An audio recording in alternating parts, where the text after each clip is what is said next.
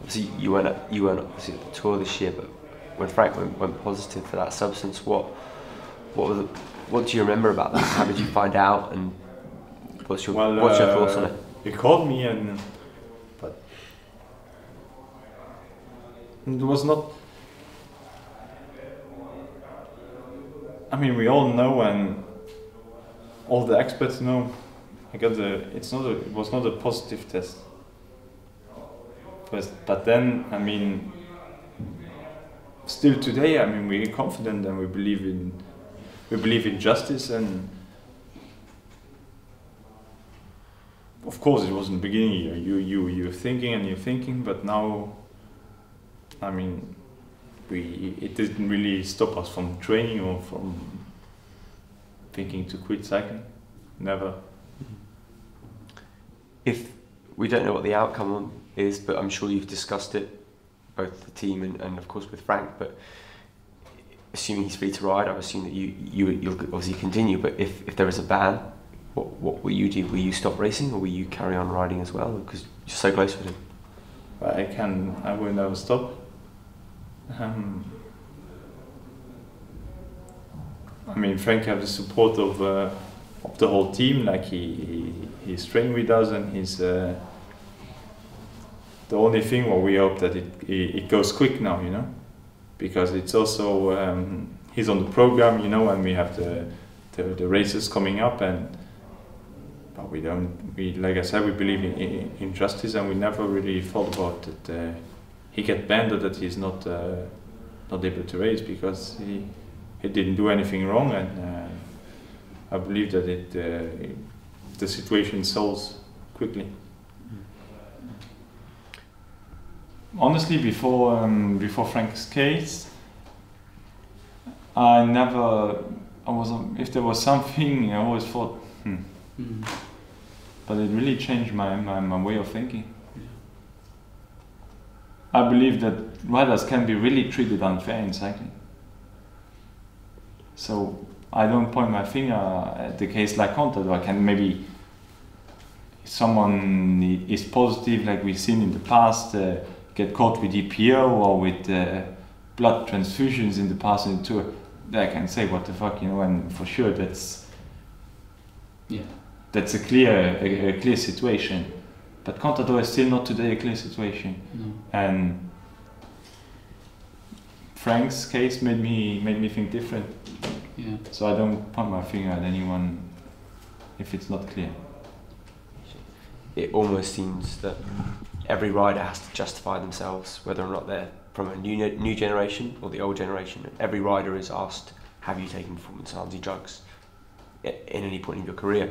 Do you think that's a fair question to ask every rider? No. I mean, what can we do more today?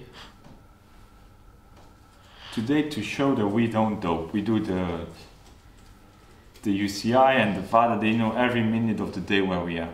They know if I sleep in 120, in the room 120 or in the room 115, and we do so much testing, and you cannot compare the time now than the time was 10 years ago with Lance, and the time of let's say that area, because also if you look back at the time, no one get caught positive because there was not enough tests. Today, every year you get again, and every 5 months there's someone get caught with something. So I believe that's also because there's more testing. There's the biological passport, and if I read or hear something that there's another commission coming, how do you call it, new cycling. For me, it's kind of ridiculous, because of course, we have to earn the trust back from the people to believe us, but they cannot judge, I would say, now my generation or with something what happened 10 years ago. We cannot do more now than to prove that we don't dope. We cannot do more than we do now. We do already so much. There's tests, there's biological passport. What do you want to do more? Everybody can have a second chance, and everybody can can change, you know, the way you're thinking, the way of. I mean, you see guys. I just take an example, David Miller. He was positive and he admitted, and today he does a lot, you know, to help cycling out.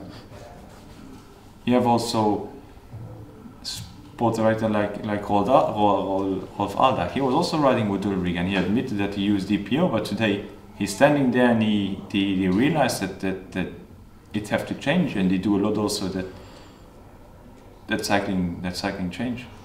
So I don't think you need to, you know, everybody who had to do something with doping 20 or 15 years ago, that you have to ban them from cycling today, because that's also maybe the people who actually can make a difference today, because they knew how it was in the past and they learned from the past. So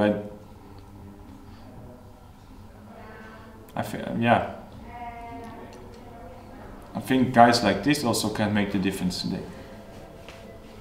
Even some would take me for granted to saying that, but that's really how I feel. I mean, I go back to David Miller. He stands for clean cycling, and he helps the young guys, and he teaches the young guys that it also goes different. That today it's different.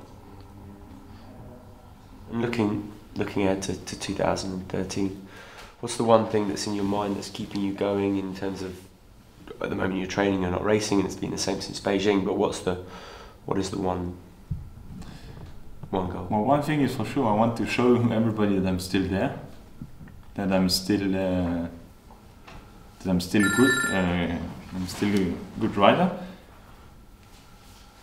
and I want to be in a race again and make a difference and decide when to attack and how to maybe, you know, win the race. I have a lot of motivation for.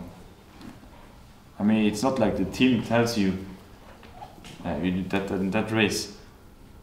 I said, just give me, you know, all the races.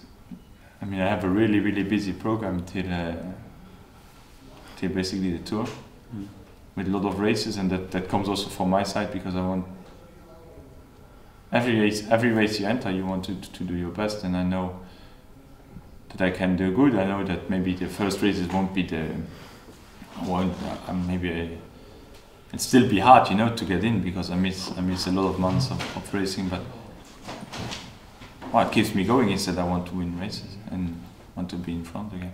Getting back to that level, is that your biggest challenge yet? Yes.